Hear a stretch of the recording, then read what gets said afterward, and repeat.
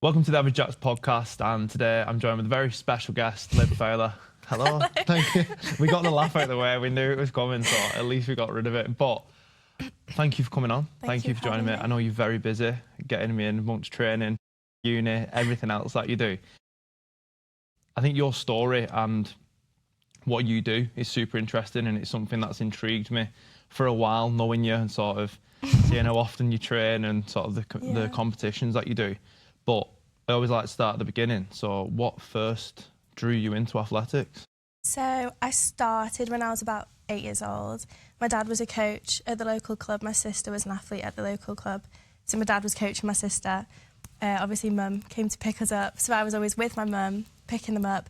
Then I'd seen them running around and I was like, that doesn't look too hard. Like, let me have a go. So I'd start like racing. I wasn't allowed on the track, but I'd start like racing around the outside of the track, trying to beat these like, they were like 16-year-old kids, and I was like 8.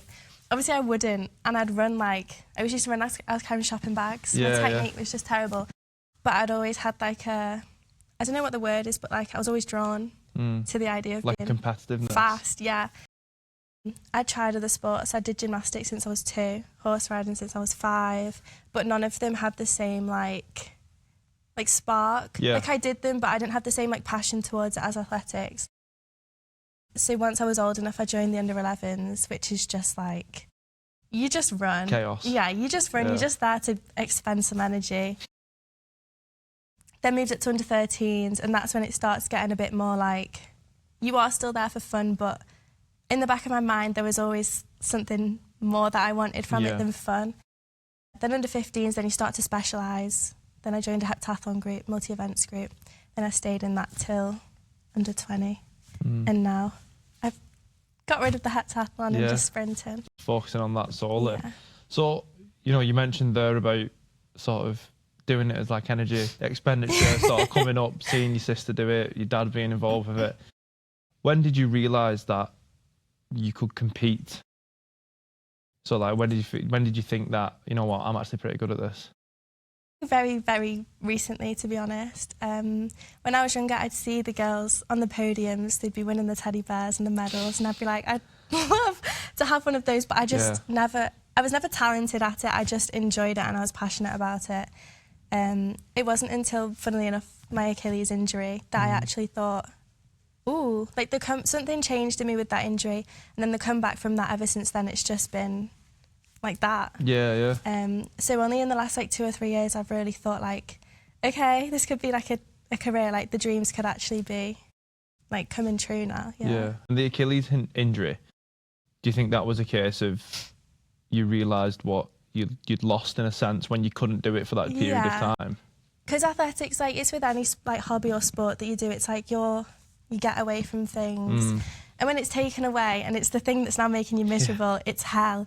And it was an awful time. It was 8 months, and it was that's a long time. It is though, a long isn't it? time, and it's just mentally draining. And it's like, I'm doing all this rehab, and is it even gonna pay off? And I remember saying before my first comp back, I was like, if I don't run a PB, I quit. But like there was so much meaning behind that statement. Like I fully think if I hadn't have run the PB, that would have been How do you navigate an injury like that mentally? Because I think with your sport and what you do, it's you, isn't it? There's no teammates to fall back on or be like, oh, actually, we lost today because this person did this. It's all the pressure and everything is on you as the individual. And how does that sort of combining with the injury bear on your mind? The Achilles, I don't think I dealt with it very well, but it was also the first time I'd had to. And I think I took a lot of my upsetness, if that's a word, sadness, frustrations, and I think I isolated quite a lot, which now looking back isn't the right thing to do. But at the time it felt like the only thing. I thought no one's relating to this, I'm the only one that's going through it. And it was even quite sad, like some of my friends were doing really well, and it was just like breaking my heart to watch them do well, and that's not the type of person that I am. So it almost felt like I'd disconnected from the sport and also like disconnected from myself, and I'd become quite like a touchy person. Like I was quite snappy. I was just not myself. Since then, I've had a quad injury and I've had 2 soleus injuries. And both of those I've dealt with them much better. Like, I've told people about them. A lot of them I'd kept, like the Achilles thing, I didn't want to tell anyone about it. It was like a secret, which every athlete gets injured. It's not a secret. So yeah, speaking to people about it, like every athlete has injuries. And I think the more transparent you are with not your teammates, because they're not your teammates, but the other people that you run with, your coaches, your team, like, it's not the end of the world. And when you take a step back, I think perspective's everything. It's an 8-week rehab plan, or 8 months. And then when you actually look back at it, if someone had told me at the end of my Achilles injury you'd become national champion, I'd have been like, sound, I'll do the rehab. I'll take that, thank you. So how validating was that to go on and win that title? It meant a lot to me, but it also meant a lot to everyone around me, because they'd seen like the 8 months that had led up to it. And it wasn't like an immediate success. The national champion came like a year and a half after I'd made it back from the Achilles injury, but it was like the cherry on the cake. It was kind of like a sigh of relief almost, like, okay, like we are okay. Yeah. I find it so interesting as well, because you've mentioned there about, you know, not necessarily your team, but the people you surround yourself with. How important is that? Because I imagine, again, in this sport, it probably gets looked over, the fact that you have to have this close-knit community and this support group. I mean, without my team, I wouldn't be me. Like, I've got the medals, I've got the teddy bears, I've got the achievements, but if you took them away, I wouldn't have any of those. And it's like, mentally, physically, I do the work, but they give me the work and then they give me the feedback, and they all have to work together as well to communicate with each other and with me. So everyone has to be in the loop about, like, what's going on with me, how did I sleep, how's my body feeling today? Like, it's like just a well-oiled machine. It's like a constant cycle, and I think maybe too many people, you can muddy the water a little bit, but at the moment I've got a team of 4 and it's perfect. And that sort of segues nicely into what's always intrigued me about sort of your journey and sort of the sport that you're involved with is, you know, you mentioned there about you have a small team and it's a well-oiled machine. You can't have too many. You can't have too many people in and things like that. You're in university, and you know, university is one of them coming of age social times of your life. I imagine there's been a lot of sacrifice in doing what you're doing to become an athlete. How's that been, sort of navigating the social aspects of your life whilst striving to be this champion? I mean, like, my friends, they're all incredibly understanding. I think if they weren't, they wouldn't be my friends. Because it's hard for them as well. Like, if they want to go out, I can't. If it's past 10 o'clock, the answer's no. But also, like, I don't always see it as a sacrifice, because what I want is the Olympics. What I want is the sport. So if you were to say you go to the Olympics but you can't go to Alpine, I'll take it, that's fine. Yeah, it makes perfect sense. And when, you know, you've just said that out loud, that to be like, the dream is to go to the Olympics. How did that feel the first time you expressed that, not in your own head, to someone that, you know, wasn't like, what? You know what I mean? Because it is a big thing. And people look at you and they think, everyone says that. Like, I remember when I was younger, I wrote, it was when the 2012 Olympics was on. I don't know how old I was, maybe like 10 or something. I'd written a letter to my dad and it was like, keep this, and then one day I'll be on the podium and you can look back and see me. And he's still got the piece of paper. He's holding you to it. He is holding me to it. But it is a scary thought, because people don't take you seriously. It's the same with any big dream. A lot of people will be like, whatever. But I just think if you believe in yourself and you truly think you've got... I know I work hard enough to deserve something like that. So it's like, things can happen. Everything happens for a reason. If it happens, it happens. Then if it doesn't, it doesn't. It wasn't meant to be. But you can only put it out into the universe. And has self-belief always been something you've had? No. No, I was always shy, timid, terrified. I was like a mute. I was like, competitions, I was the most nervous wreck ever. I've done a lot of work with a psychologist, and I've also done a lot of work with myself, and I think a lot of the confidence comes with the fact that I'm now, like, I am on an upwards trajectory, and it's easier to be confident when things are going well. But I've also realised that the confidence that you do have in yourself does have a positive impact on your performance. So they kind of go hand in hand, and sometimes when things are going bad, it's hard to be like, no, but I am good to yourself and try and convince yourself, but it is so important. And it's only the last few years where I've actually realised how much of the sport is mental. Yeah. It's like 50-50 really. I mean, your body can be perfect, and if it's not right up there, then...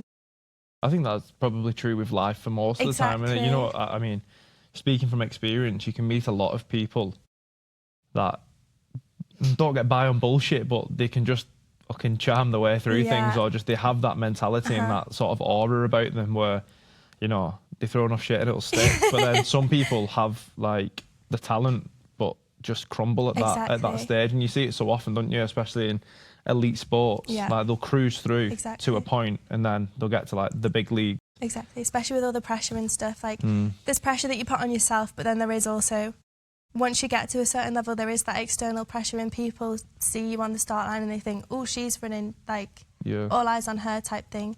And it's a bit like, okay. So it's just about grounding yourself in the situation and being like, I've done the hard work, like this is the easy part.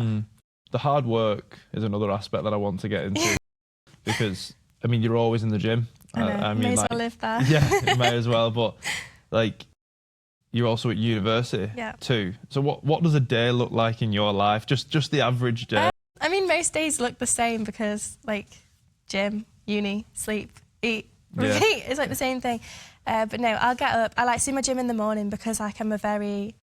After 4 o'clock, I start to struggle. I start flagging. So I get the gym out the way because it sounds awful, but that is the priority. I can do uni tired. Like, that's not a problem. But I can't do the gym tired. So I get the gym track, whatever it is, sorted. Once that's done, I'll eat, try and do some uni work, see how I'm feeling. And then I try and come back, sauna, swim, stretch. Otherwise, I get shouted at. And then bed.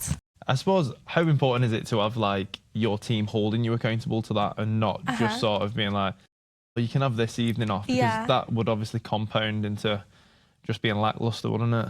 I'm a very stubborn person, so like even if my coach is like, maybe have the day off, you're not feeling too well, I'll be like, no, let me try.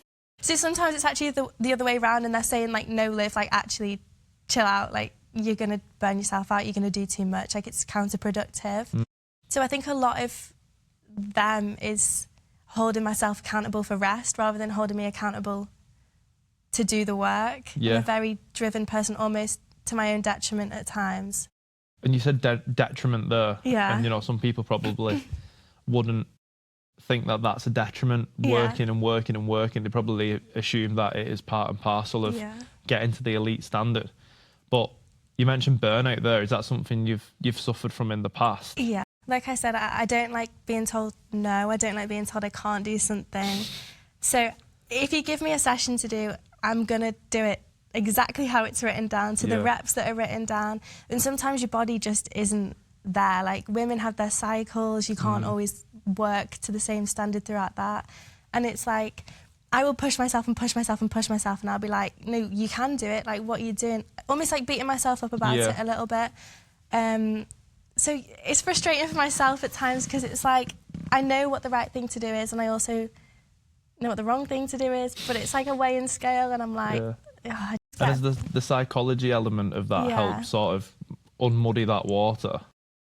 Yes, definitely. But it's also still, there's that little bird on my shoulder being like, come on, you can... Because I know that if I was to try, I could do it, but like it is counterproductive. Everyone experiences burnout if you try too hard and you don't listen to yourself. And I think your body is a temple. Like, you've got to listen to it at times. If it's telling you something, it's telling it you for a reason. And I think the communication between your head and your body is probably the most important.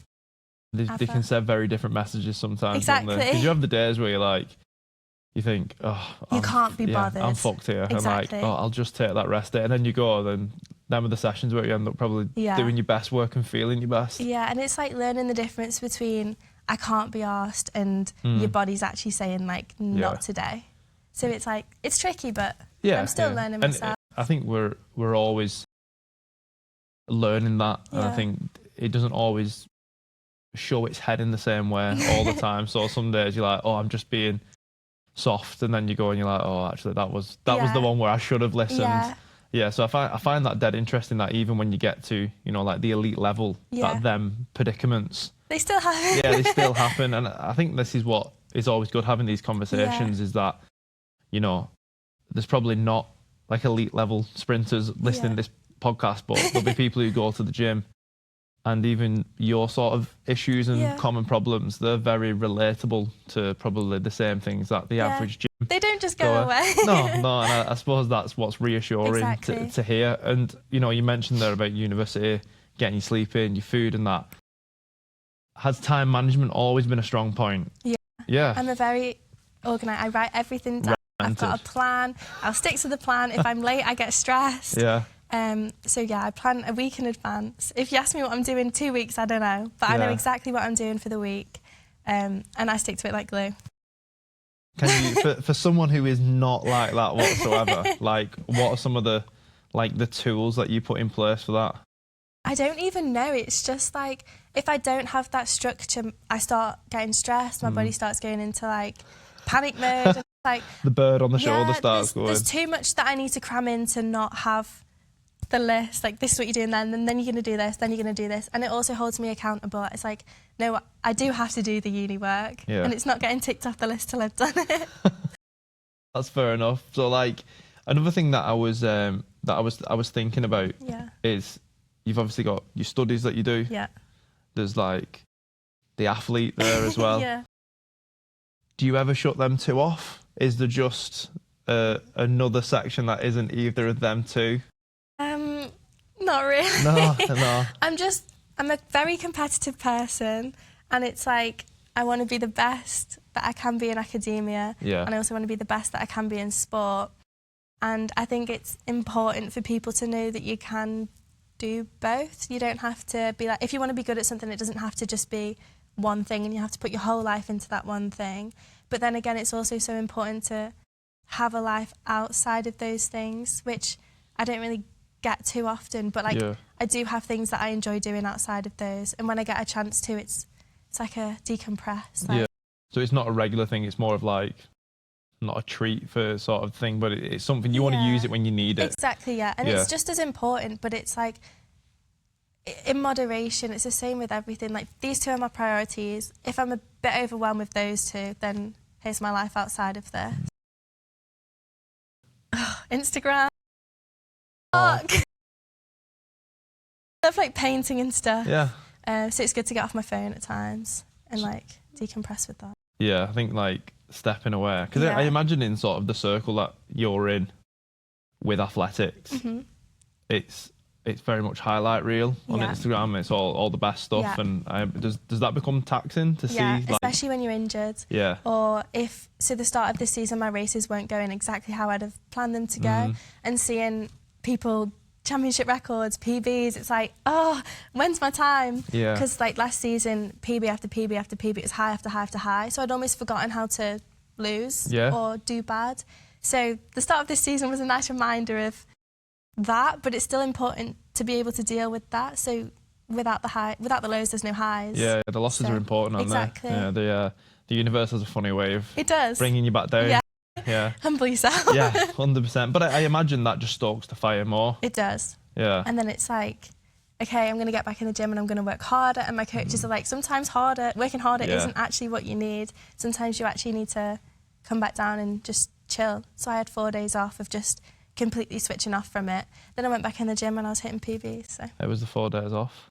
I find it really hard. Yeah. Especially when I'm coming onto campus and the gym's just there. It's like talking to you. It's like pulling me in. So, I find it so interesting that, you know, relaxation can be such a task for some people. Tough, and, you know, you're just wired that way. And what is the course that you're doing currently? I'm doing two. Yeah, so I'm doing an MRes in legal research. And then I'm doing an MA SQE1, so my solicitor's qualifying exams. But I'm also converting my undergraduate degree into a law degree. So you just went for the easy stuff then? Just to do all the elite training to the side. Why that? Why that area? I'd love to be I'd always wanted to be a lawyer. So yeah, the SQE is now the way I'm going to have to do it, unfortunately. So that must be sort of daunting as well, because that's also a cutthroat sort of Yeah, it's a big exam. avenue of life to go down. Yeah. I don't know, I just don't like leaving things undone. So the MRes is the next step to the PhD. Yeah. Obviously, that's the next step to completing the whole of uni. Yeah. So I thought I'll use that as a stepping stone. If I do want to do the PhD, that door's kept open. Because it's a lot easier to train when you're in academia as well. How important are goals to you? So important. I've goals for the training sessions that I do every day.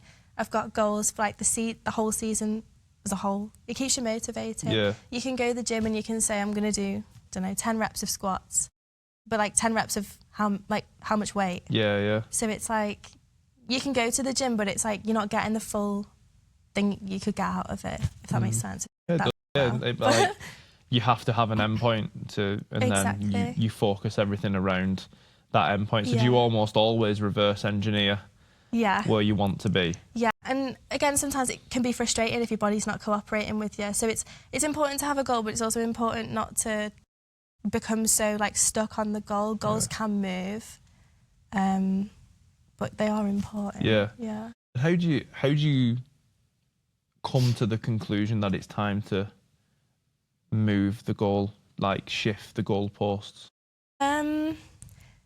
I mean, sometimes the goalpost gets moved this way, sometimes the goalpost gets moved this way. With the long-term goals, obviously you want them to be moving. They don't really come back this way. But short-term goals, for example, with a training session, like I said at the start of the year, my races were not going how I'd wanted them to go. So instead of focusing on, I want to run this time in this race, it was more like, what 3 things can I do in this race which will help me get to that time? So the goal really hasn't changed. It's just your way of getting to that goal has. Sometimes shifting your focus and then the time will come. What's the longest goal in advance you've set? Probably 2030. Yeah? Yeah, that 2032. Yeah, I had a guess that it might be something around that. So how do you even build up to preparing for like a goal like the Olympics? A lot can change. Injuries happen. Life happens. Shit happens. I'm not too bogged down in the 2032. There's the one after. You don't seem to peak till you're like 26, 28, so I have got time. It's just in the background. It's not really at the forefront of anything that I'm doing now, but it's always in the back of your mind. I'm not thinking about it with every race that I do, but at the same time, every race that I do is important to get to that goal, especially with like the British champs. With the British champs, you can qualify for Europeans. When you qualify for Europeans, your name's out there then. And then doing well at Europeans, you then qualify for different...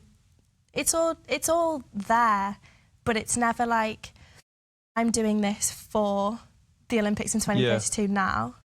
It's more when it's the just time... one step at a time.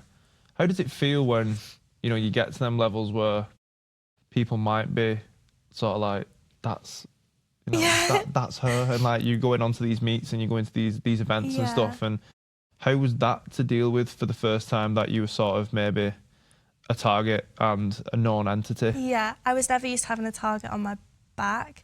Going into the nationals, I was not a target to anyone. I wasn't a threat, and I think I prefer to be the underdog. I like people to tell me that I can't do things, so then I can be like, the fuel. Watch me.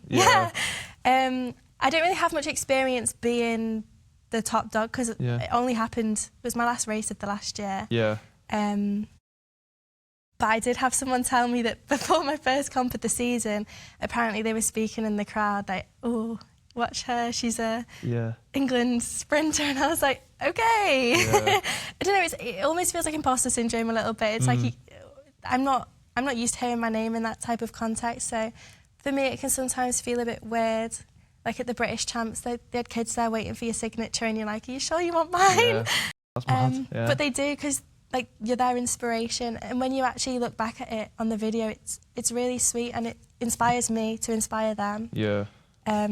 But it definitely feels strange still. It's quite a close sort of community as a whole, isn't it, athletics? I mean, I'm an absolute layman when it comes to this, but from like the outside looking in, everyone seems to have an idea of everybody else. I everyone knows how everyone's doing. Everyone knows who's on the circuit, how people are running. There's a website called The Power of 10. You can stalk everyone.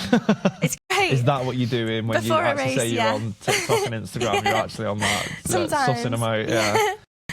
But so, like, when you're at these meets and, you know, you've said that that shift from being the underdog to, like, being the one that people are looking for, is that still something that you're learning to deal with? For sure. Yeah. It's a weird feeling. I imagine it is. So you've sort of said there that you've always come through and you've used that motivation and fuel. What then becomes the motivator?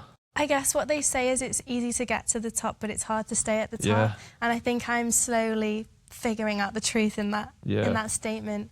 But I guess I don't know. Yeah, we'll find out. We'll soon find out. Yeah.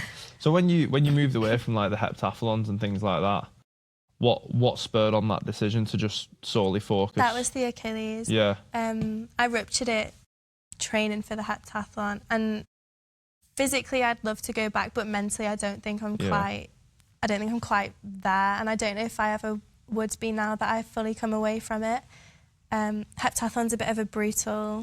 What does it consist of for those who don't So it's 2 potentially days, know? and it's 7 events. So on the first day you've got hurdles, high jump, shot put, 200s. Then you go home and you sleep, then you come back and you ache and you feel awful, and then you've got to do long jump, javelin, and then the dreaded 800 metres. So it's just a lot for the body. Imagine. It's much harder than 3 100s, for example. I don't know. Maybe one day we'll go back. Maybe one day. More of a recreational thing. And do you like, obviously you don't do it as your main sort of forte now, but do you keep like your hand in a little bit with some of them events? I do. I've still got my toe in the water, so I'm still hurdling. I do the occasional long jump. I've moved away from the throws, but we could always pick them up if we needed to. And then like the 800, you don't forget how to run. I'd obviously have to train a little bit for it, but I would be able to go back if I wanted to. What is the training difference like of being sort of like a sprinter that you are now to running like the 800? Because I imagine it's absolutely worlds apart. Yeah, the 800 is hell. It's the only way to describe, and the training for it as well. Like we used to do the session called Kenyan 200, and it's 4 200 metres, but you run 200, you turn around and you run it again, and then you turn around and you do it 4 times, and then you have a break and you do it again, and it's just, it makes you feel sick, it makes you be sick, you can't feel your legs, your teeth are hurting. It's like you enter this like whole new world of pain. I mean, you're really selling it. I mean, it sounded shit before, I don't know how people do it, and I don't know how I did it now looking back. I mean, sometimes it's so rewarding because you think, bloody hell, I worked hard in that session. And sometimes when I'm sprinting, I don't get that same sort of gratification because you don't feel the same sort of pain. But no, sprinting's very tiring in the way that you're asking your body to go 100%, but less frequently. Whereas the 800, it's more just like run yourself into the grave, basically. Yeah, mad. And what are you thinking during a sprint, or are you thinking at all? Think less. Think less. Yeah, you think in between. So you visualise what went wrong in the sprint before, in between your reps, and then when you're doing it, you just run, and then the visualisation tries to. So I'm literally shamelessly here, but I thought I'd ask the expert rather than me try and figure it out. How does the day look if you're going for like a comp or a championship? Like, is it one race? Is it multiple races? It depends on the championship. Yeah. Some of them are nice to us, and they'll give us like a day. So they'll do the heat, and then they'll give us a day, and then we'll do the semi and the final on one day. Some of them aren't so kind, and you get the heat, semi, and the final, and they're about half an hour apart. And that's half an hour? Yeah. So I had the Northern Championships a few weeks ago, and they didn't do the semi, they scrapped the semi, so it went straight from heat to final. Yeah. Which is a tough thing anyway, because when you're warming up thinking I'm going to be able to jog through the heat almost. And then when they scrap the semi, obviously it makes the qualification harder, so then it's like, okay, I can no longer just cruise through the heat. But yeah, it's hard to figure out your training because you're either training for a day in between, and you can do that optimal one sprint, or you're trying to conserve your energy to do 3 and then be able to run faster in the final, which is when you need to do it. So it's tough. I mean, it sounds, for someone who doesn't like running, it sounds like absolute hell. It sounds but so easy, but it's so... yeah, I imagine like people just think that you're turning just up for running. like what, a few seconds and then it's done. Exactly, But 11 seconds and it's over. Why are you complaining? But I imagine like the anxiety on the line, everything dealing with that. I imagine it's a complete skill in itself. It is. Just to not be like, I've my head's gone. Yeah, I mean, nerves are great. Nerves mean that you care. Yeah. And nerves are just excitement expressed in a different form. So it's just reminding yourself. And I'm a very big believer in like positive self-talk. So I'll often be talking to myself on the start line. And people might think it's weird, but it works. And is that something again, I know you've never had self-belief, but is that something that you've done through like the psychology aspect of coming through? That's the psychology coming through in the last few years. I've not always been confident enough to start talking to myself. Yeah. People are like, fucking, she's losing her mind on the start line. But I imagine that you just in that zone and exactly. through. It's like tunnel vision. Like you might see some people going like this, and it's just me in this race. You can't control what they're going to do. You can't control what they're going to do. Yeah. All I can do is focus on myself. Control the controllables. Exactly. I love that, and that's something that has come up in the podcast in the past. Is that we're all very, again, we go on social media, we do this and we do that, but we're very easily consumed by what other people are doing. Exactly. And half the time, you can't do nothing about that. You can only do what you can do. Yeah, and it's important to remind yourself of that as well. Like on the start, and then it can be like, oh my goodness me, like at British Champs, Amy Hunt was in the lane next to me. I don't know if you know who Amy Hunt is, but she is rapid. Yeah. She's the fastest girl in England, probably Great Britain at the moment, and she goes and she just flies, and she's really tall. Yeah. And I was like, oh. Yeah. But I was also like fangirling at the same time, because these are the girls that are inspiring me, and now we're in the same race. Like, this is crazy. So it's almost just like, I can't control what she's going to do. She's probably going to go and fly. Yeah. But I'm just going to try and stay with her. I imagine that is crazy, that, because like you said, it's a close community. You have an idea, you can do your little recon on Power by 10 and things like that, but is it easy to be consumed by seeing that individual next to you and thinking, fuck, she's rapid? You know what I mean? Like, it's like when you play rugby, you'll walk out and you'll be like, Jesus, look at the size of him. Who's literally going to be running at me for 80 minutes. Yeah. Again, I imagine the mental sort of battle is very similar, of thinking, right, you just can't think about that. You just got to do what you do. The only way I could describe it is if you were like a footballer, I don't know, playing against Ronaldo. Yeah. And it's like, you're fangirling in the moment, but you're also like, whoa, this is a bit surreal. It's just grounding techniques. Just calm down, Liv. It's not that deep. She's just another person. And then at the end of the race, then you can be all excited and give her 11 seconds later when it's all flown by. But just for these like 30 seconds, like just chill out. It's okay. So you talked there about, like the skills you've learned and how to sort of that positive self-talk and things like that. How important has that been in your everyday life outside of your athletics? I'm a very optimistic person, and that's something that I've had since, I don't know, birth. Yeah. I'll always try and see a positive in a situation, and I think that's very important for everything. Like, if an exam doesn't go the way that you want it to, okay, I'll just try again, that's fine.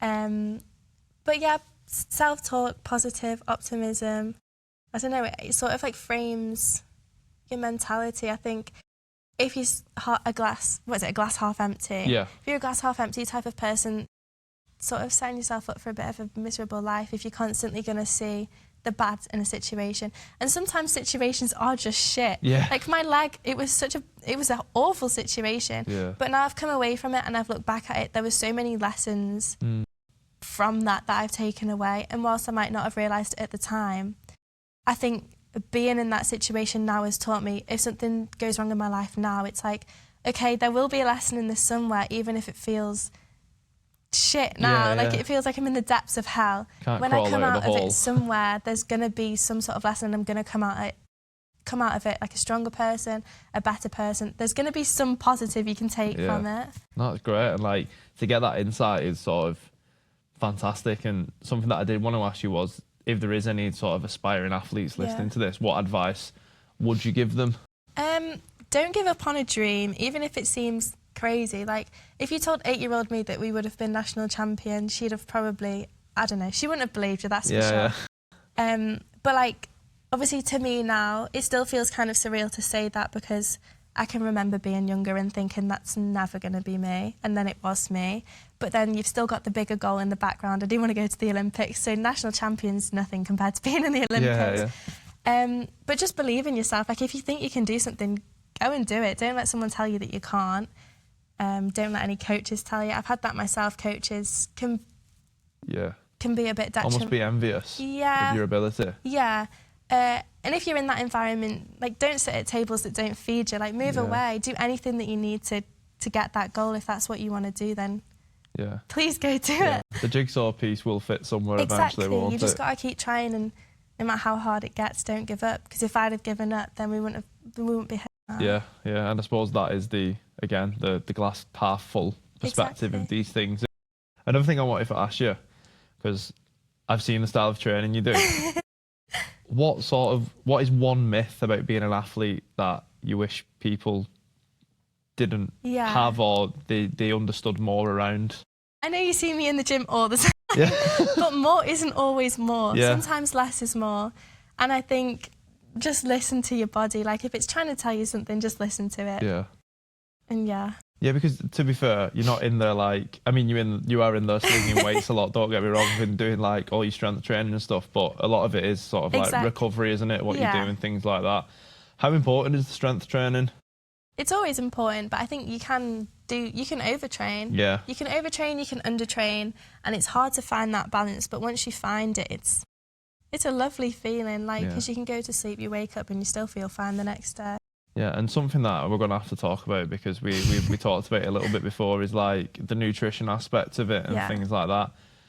Is it difficult? Because obviously it has to be so precise, I imagine, being a sprinter, because you can't be too heavy, you can't be too underfed. Sort of, is dancing that precipice hard work, or do you just get sort of used to it eventually? You do get used to it. I can still struggle with it at times, especially, I think, in today's climate, social media, you see the girls and they've got like a lovely figure, and it's like, oh, that'd just be like the dream, but also like, I need to be fast, I need to not be injured, I need to be... So I think the body image with the diet thing is quite a difficult balance, and I think a lot of people struggle with that. A lot of athletes as well, I think, struggle with that, but it's like you need the food to fuel your training. I'd rather go to the gym and be able to lift what I want to lift. I'd rather be able to go to the track and run what I want to run than have this gorgeous six-pack. So that sort of gets me through that part of it. And then the actual, like, knowing what to eat. I'm a very structured person, so I do tend to eat the same things every day. So it's not too bad, and that doesn't really bother me, because I know what I need to get when I go to the food shop. So it's like, nothing's going to waste. I know what I need to cook, I know when I need to cook it. It takes less time. So I'm just more of like a grab and go. Does the job. That's what you want. I mean, I imagine, again, routine with everything makes life... It saves time. A lot easier for sure. And it's interesting though that you mentioned that about sort of the aesthetics to the performance aspect things, because that's something that I did want to ask, like, is that something that is big in athletics? Because everyone is normally pretty peeled in like athletics, and they're in good shape. So I was interested to see if, you know, that was something that people deal with, is like trying to not lose that physique, but you can't fight it, like, especially coming from summer where your power to weight ratio is so high and you're so lean, but you're so powerful and you look great. And then it comes to winter and you do bulk up. It's not a bulk, but you do bulk up a little bit. You're training more, so you eat more because you're hungrier and you need to, otherwise you get injured. So it's like seeing yourself in summer and then seeing yourself now, it's a bit like, ooh, like, that's rough. But at the end of the day, like, body needs it, so you've got to do it. And it makes perfect sense. And sort of, I came up with a few just like quick fire questions because shout out to A Day in the Life podcast. I was on a podcast the other week and she did it to me, and I was like, I'll give it a go. But like, proudest moment in your sprinting journey? National champion. National championship. Toughest day of training? All of them. That Kenyan 200, whatever you just said. 200. That sound literally. When you said it, I was like, that sounds like fresh hell. It is. Like, yeah. The fact that you said your teeth hurt. Yeah, it's like you get lactic acid in your teeth. That is Your head's horrendous. bang. Yeah. Like everything starts going blurry. Yeah. You start losing track of things. A habit you think everyone should adopt. Well, that's a good one. Listening to your body, communicating your body and your head. Favourite off-season break or treat? Oh. I love a sweet treat. It's hard to choose. Oh, Any I can type push you of for one now. chocolate. No, I want specific. give me top 3 if you can't pick. Oof. See, I like a little bakery. So like Solid. brownie, cookie. Yeah. Little bakery pizzas. I've never had one. You've never had Unreal. one. My God. Yeah. It's good. When you go at like 7 o'clock and it's like 25% off. Yeah, I'll have like 6, please. Why have I done this to myself? And then you unlock the free sweet treat and it's like, it'd be rude not shit, to. I've locked myself into a corner here of just like fucking borderline gout from eating so many sweet treats. So, before, like, to wrap it up, I always ask the same 2 questions. So, what are 3 habits or routines that you have that you would recommend to the everyday person, and why? Sleep. Try and stay off your phone before you go to bed. Get a good sleep, because you can't do anything during the day when you're tired, and if you do stuff, you're not doing it properly. Yeah. What'd you say, 3? 3 of them, yeah. Positive self-talk. Yeah. Believe you can do something. If you don't believe you can do it, you probably won't be able to do it. And the 3rd one, I don't know, maybe just be kind to yourself. Like at the end of the day, you are just a person and you're just doing your best. And that's all you can do. Things aren't always going to go your way, and it's not always your fault, and there's not always something that you can do about it. So just accepting that you are just a person. No, I love that. Yeah, that's great. Sort of a, you know, that attitude of finding that balancing point of... You're not a superhero. Yeah, not giving up on it, but not just like lying down and dying with it either. Yeah, like don't lose your mind trying to do it. Like sometimes 2 steps back to go 3 steps forwards. Yeah. Yeah. So it's very sort of, no one said it like that before, so it's always good to get a different perspective. You mentioned sleep there before we move on. Have you always been a good sleeper? Yeah. My sleep. Yeah, I find it was definitely one of them things where I'm a really bad. I'm bad when I'm tired. I get cranky. No, I'm like a bad sleeper. Oh, are you? Yeah, so I couldn't do that. I sort of like, I'll get there and I'll like read, and then I'll like fall asleep, and then as soon as my mind knows that I'm going to sleep, I'm like, I'm wide awake. I'm wide awake. Brilliant. Yeah, I've like dropped my Kindle on my first, nearly fucking took my eye out, and now I want to sleep. No, I'm the opposite. I'm like my head touched the pillow. I'm like, lights out. I'm so envious of that. Nick, my wife, is literally like that. Like, I'll be talking to her and then she'll just be gone. And I'm like, how the fuck do you How's even that do happened? that? Yeah, like, just gone. Yeah. So I find that so interesting, that sleep's such a, like, obviously it's an important thing, but to hear it from like an elite point of view. That's where all the work's done, is in your sleep. Yeah, because I had to, when I had Carrie on last week and she was like a bodybuilder, and I was talking about that thing where they said, if you could see all the benefits of what sleep did. You'd be dying to go to sleep. And you'd be like, here's this pill that does all this. Everyone would like bite your hand off and pay thousands to have it, but in reality you can just get that through sleep itself. Exactly. So on the counter of that, if there's one habit or routine that you wish you did or could reintroduce that you've done in the past, what would that be and why? Staying off my phone, for sure. It makes me so counterproductive, but I just can't seem to put it down sometimes. It's just there and I'm just like ready to grab it. And yeah. I think, do you think that comes with the space that you're in?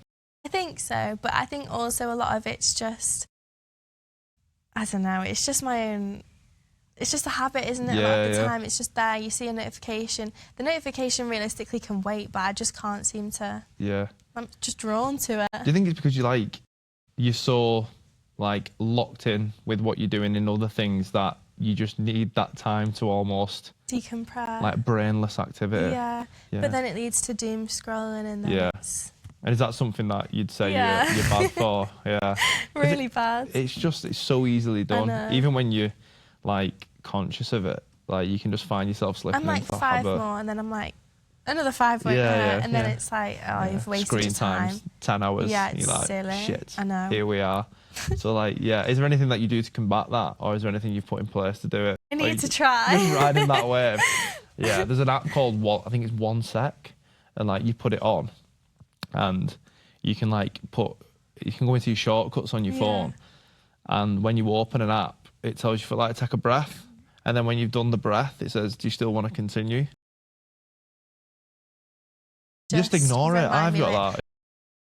Ever in it. You're like, fucking leave me alone. Stop coming up. Yeah. Stop shaming me for enjoying myself. But the 1 Sec one is very good because it literally. I'll have to have a look. Try that. See if we've both got something from it. But thank you very much for coming on today. It's been really interesting for sort of like get your perspective on things and where you're going and everything that you've got in mind. And good luck with everything that you've got on. I'm sure you'll smash it. I'm sure we'll see you like firing away and carrying on with doing what you're doing. But if anyone wants to, follow your journey and see what you're doing, tell them where they can find you.